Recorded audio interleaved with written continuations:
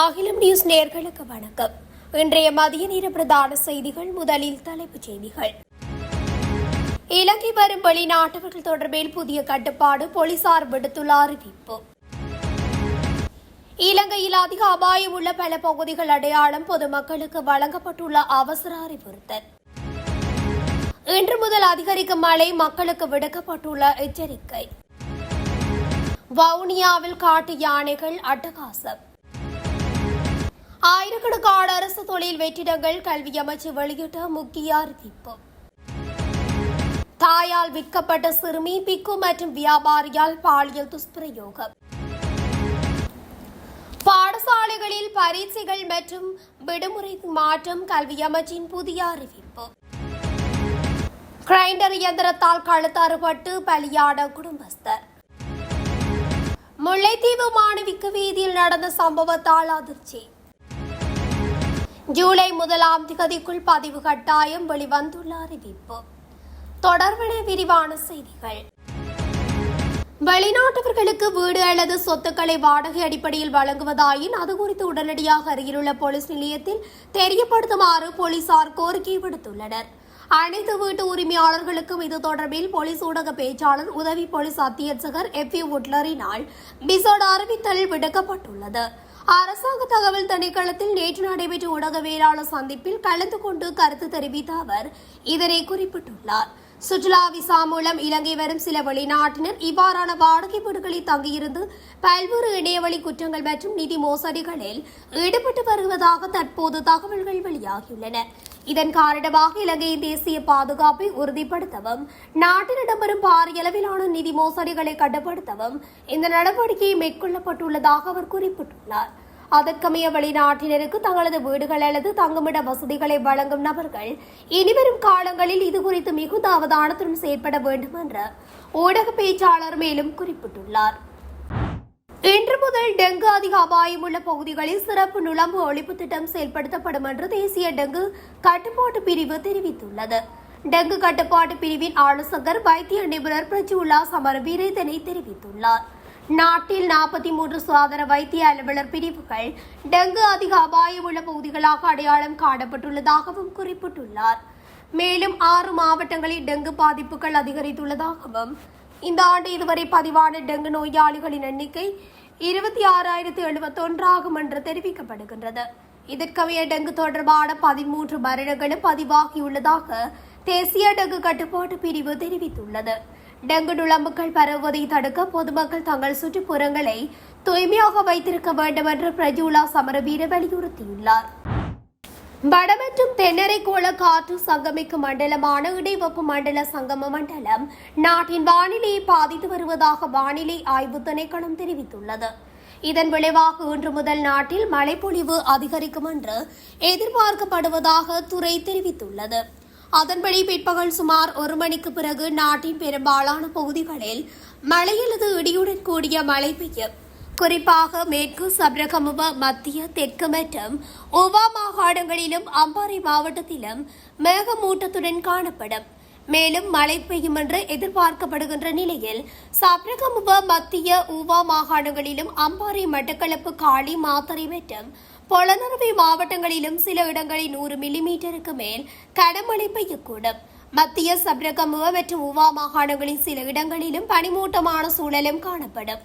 இடியுடன் கூடிய மழையின் போது ஏற்படக்கூடிய தற்காலிகமாக வீசும் பலத்த காற்று, மின்னல் அபாயங்களை குறைப்பதற்கு தேவையான நடவடிக்கைகளை மேற்கொள்ளுமாறு வானிலை ஆய்வுத்துறை பொதுமக்களை அறிவுறுத்தியுள்ளது. வவுனியா மரக்காரம்பளை கிராமத்தில் தோட்ட நிலத்திற்குள் உட்புகுந்த காட்டு யானைகள் காய்க்கும் நிலையில் இருந்த பெருமளவு தென்னை பயிர்களையும் வாழை மரங்களையும் சேதமாக்கி சென்றுள்ளது. குறித்த கிராமத்தினுள் உட்புகுந்த யானைகள் காய்க்கும் நிலையில் இருந்து 18க்கும் மேற்பட்ட தென்னை பயிர்களையும் 50க்கும் மேற்பட்ட வாழை மரங்களையும் நாசமாக்கி சென்றுள்ளது. நகரின் எல்லை கிராமமான குறித்த கிராமத்தில் யானைகளின் தொல்லை காணப்படாத நிலையிலே குறித்த சம்பவம் இடம்பெற்றுள்ளமையால் கிராம மக்கள் பெரும் அச்சத்தின் மத்தியில் வாழும் நிலை ஏற்பட்டுள்ளது. இந்நிலையில் தமது கிராமத்தினை சூழ யானை வேலியை அமைத்து தருமாறு கிராம மக்கள் சம்பந்தப்பட்ட அதிகாரிகளிடம் கோரிக்கை விடுத்துள்ளனர். நாடு முழுவதும் உள்ள பாடசாலைகளில் 4000க்கும் மேற்பட்ட அதிபர் பணியிடங்கள் வெற்றிடமாக உள்ளதாக கல்வி அமைச்சு தெரிவித்துள்ளது. இதற்கமைய தகுதியான விண்ணப்பதாரர்களை தாமதமின்றி நியமிக்க நடவடிக்கை எடுக்கப்படும் என்று கல்வி மற்றும் உயர்கல்வி பிரதி அமைச்சர் மதுர சினவரத்ன தெரிவித்துள்ளார். பல தொழில்நுட்ப சிக்கல்கள் காரணமாக தலைமை ஆசிரியர் நியமனத்துக்கான போட்டி பரீட்சை ஒத்திவைக்கப்பட்டுள்ளதாகவும் குறிப்பிட்டுள்ளார். அதனை விரைவில் நடத்துவதற்கு பரீட்சைகள் திணைக்களம் நடவடிக்கை எடுக்கும் என்றும் அவர் மேலும் கூறியுள்ளார். அனுராதபுரம் அட்டமஸ் தானத்துடன் தொடர்புடையதாக கூறப்படும் மூத்த பிக்கு ஒருவராலும் தமிழை வியாபாரி ஒருவராலும் 14 வயது சிறுமியொருவர் கொடூரமான முறையில் பாலியல் துஷ்பிரயோகத்திற்கு உள்ளாக்கப்பட்ட சம்பவம் தொடர்பான வழக்கு நேற்று அனுராதபுரம் நீதிமன்றில் விசாரணைக்கு எடுத்துக் கொள்ளப்பட்டது. பாதிக்கப்பட்ட சிறுமிக்கு 15 வயது என கூறப்பட்ட நிலையில் அவர் தற்போது 14 வயது மற்றும் 4 மாதங்கள் நிரம்பியவர் என்பதும் உறுதிப்படுத்தப்பட்டுள்ளது. சுமார் 3 ஆண்டுகளுக்கு முன்பு சிறுமியின் தாயாரே 1 லட்சம் ரூபாவை பெற்றுக்கொண்டு பிக்குவிடம் சிறுமியை ஒப்படைத்ததாக சிறுமி தனது வாக்குமூலத்தில் தெரிவித்துள்ளார்.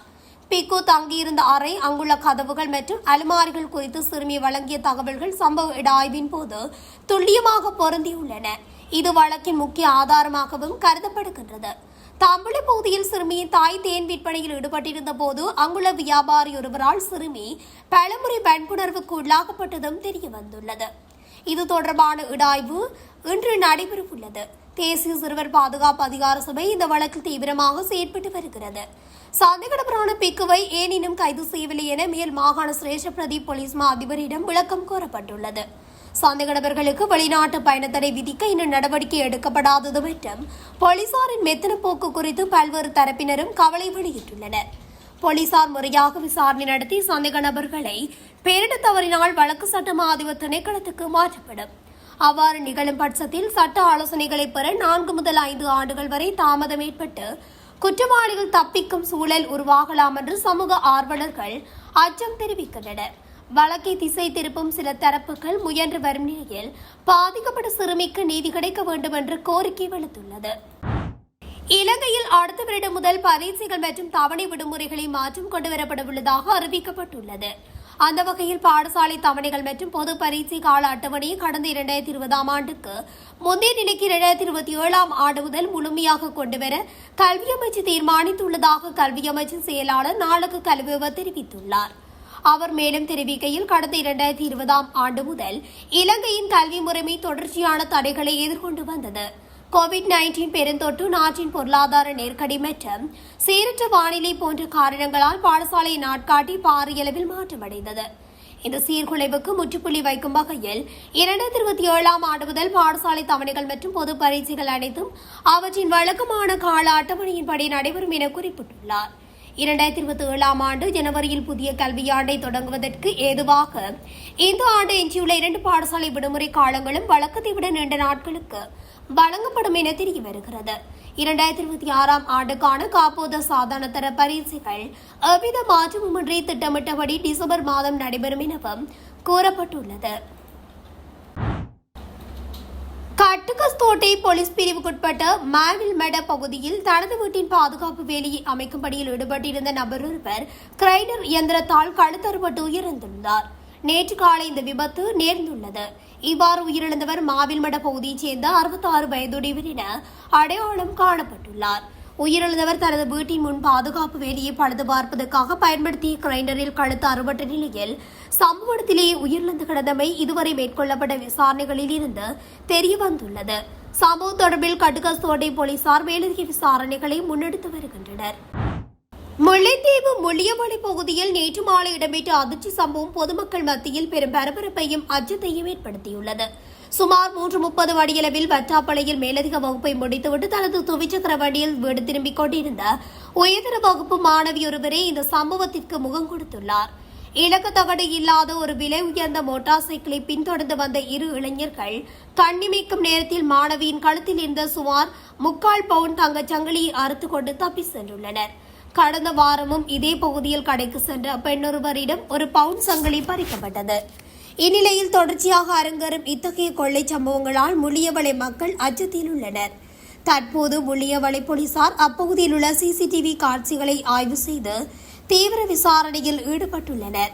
வீதிகளில் இலக்கத்தகடு இன்றி சந்தேகத்துக்கிடமான முறையில் நடமாடும் மோட்டார் சைக்கிள்கள் குறித்து விழிப்புடன் இருக்குமாறு போலீசார் கேட்டுக் கொண்டுள்ளனர்.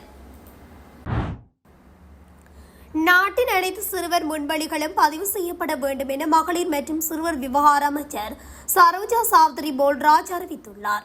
எதிர்வரும் ஜூலை மாதம் 1ஆம் தேதிக்கு முன்னர் இந்த நடவடிக்கை கட்டாயம் முன்னெடுக்கப்பட வேண்டும் எனவும் அவர் குறிப்பிட்டுள்ளார்.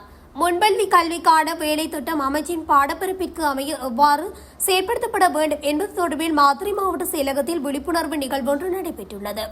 அதில் கலந்து கொண்டு உரையாற்றிய போதே அமைச்சர் இதனை தெரிவித்துள்ளார். அவர் மேலும் தெரிவிக்கையில், எதிர்காலத்தில் ஒரு முன்பள்ளியை ஆரம்பிப்பதற்கு முன்னர் அதனை பதிவு செய்வது கட்டாயமாகும் எனவும் அவர் சுட்டிக்காட்டியுள்ளார். இத்துடன் அகிலம் நியூஸின் இன்றைய மதிய நேர பிரதான செய்திகள் நிறைவடைகின்றன. தொடர்ச்சியாக செய்திகளை அறிந்து கொள்ள அகிலம் நியூஸ் ஊடகத்துடன் இணைந்திருங்கள். நன்றி, வணக்கம். அகிலம் மாற்றத்திற்கான மக்கள் குரல். இந்த வீடியோ பிடிச்சிருந்தா லைக் பண்ணுங்க, கமெண்ட் பண்ணுங்க, ஷேர் பண்ணுங்க. மறக்காம கீழே இருக்க பெல் ஐகானை கிளிக் பண்ணுங்க.